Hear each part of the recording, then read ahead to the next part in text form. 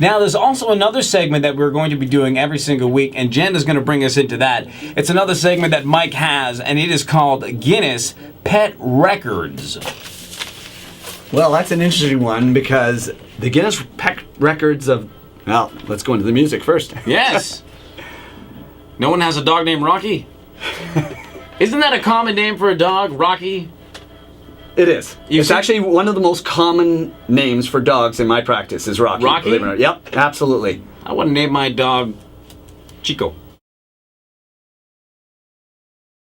So give me the Guinness Pet Records. I'm very interested in this. Well, this is actually about a cat. In 1952, there was a cat who was known to produce 420 kittens. What? In her breeding life. 420 kittens. And the cat lived 15 years, so I worked it out. That averaged 28 kittens a year. And that cat is known as the prolific cat of the century. Wow. Pretty impressive. Where was this cat from? Do you know? We don't know. Nope, but the last litter was back in June of 1952. Oh, so this is an older cat. Okay. Oh, Yeah. Okay. 420. Yep, 420 kittens.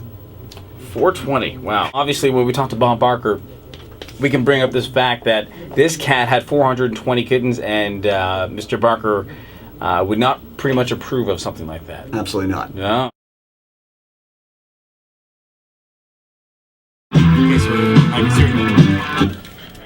Ladies and gentlemen, introducing for the first time Dr. Mike's Nutritional Nuggets. Mike, take it away, my friend. Thanks very much. Hey, everybody.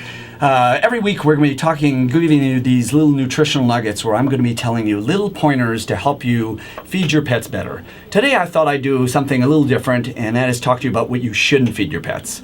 So the first thing probably everybody knows about is chocolate. I mean, chocolate, if you don't know, has a chemical called theobromine in it, and that causes a lot of toxicity in dogs. So please do not feed your dog chocolate. I just gave Romeo a chocolate bar before it came. Well, you know, milk chocolate in a huge dog, a little piece, probably isn't that bad. What we're worried about is the real dark chocolate, you know, the cooking chocolate. Okay. So is there a different effect if the dog is obviously a large breed rather than a small breed? Certainly. A little Chihuahua probably couldn't handle any chocolate whatsoever, whereas a big dog like yours is going to be able to handle a little more. So what are the signs if Romeo got into a whole bunch of chocolate? Like, what are some of the symptoms that would happen? Most of the times they're neurological. These guys will start getting dizzy. They'll act like they're kind of stoned, to be honest with you. That's how they look. So that's one of them. The next one is onions. Onions are a pretty common toxicity. We don't know exactly how many onions you need to cause toxicity, but I'm just going to say try not to feed your dog any type of onions because it does cause a condition called hemolytic anemia, which is where your body breaks down red cells. I can't spell that. Well, neither can I. Anyway, just kidding. Now, you have to be really careful, Aaron, because your dog is really going to be you have to be careful because I know, love chocolate-flavored onions, and that's really going to be a problem for Romeo if you're not careful. I'm an addict. Chocolate-flavored onions. There you go. All I have in my fridge. All right, next one is mushrooms. Mushrooms, believe it or not, are definitely a toxicity for dogs. They can cause liver disease. What? Yep.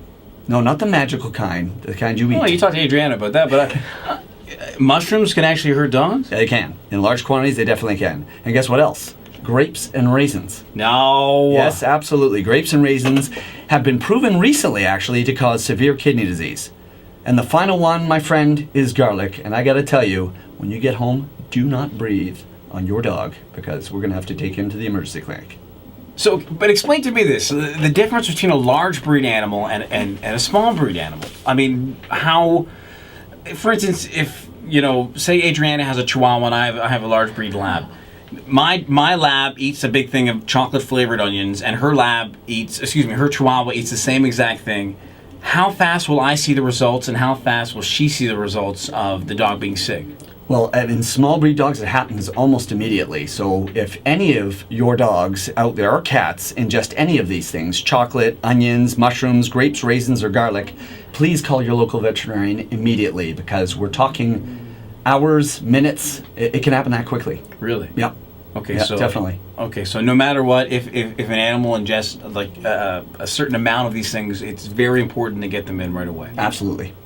Okay, because I mean, when I first moved here, I remember Romeo. I've got a beautiful 8-year-old lab, Yellow. He's beautiful.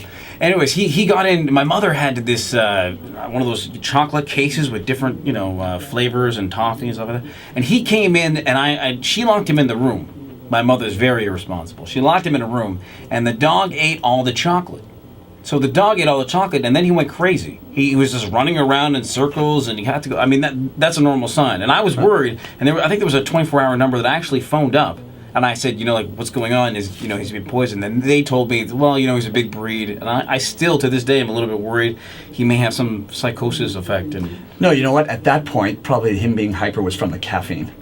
Initially they're just going to get hyped out from the caffeine. But if they go further and eat even more, then they actually become dizzy. So what's the first thing I look at? And if I see that he's eaten a mushroom or done something like that, the first sign that I see that there's trouble? Well, if they're just anything that you see, if you know he's ingested that and he's doing anything that's out of the ordinary, that would be my first sign. It doesn't have to be any specific sign because, for instance, mushrooms cause liver disease, which is going to present differently than, for instance, someone eating grapes and raisins. But I've never heard the grape thing. See, now I give Romeo an apple.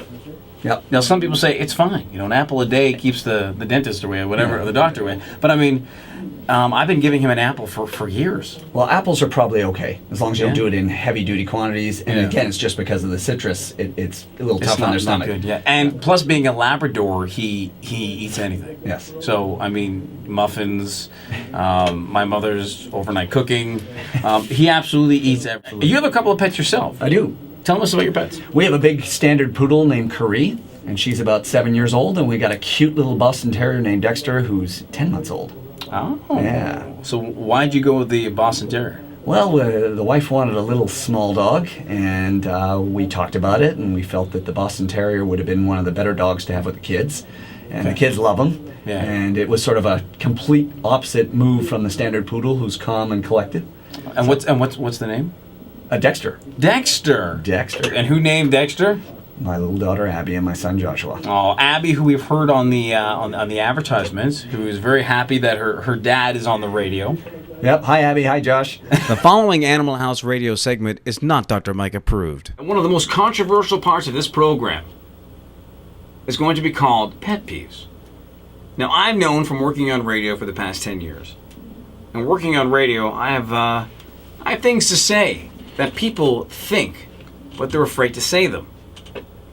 For instance, I don't want to say it. I don't want to say it right now.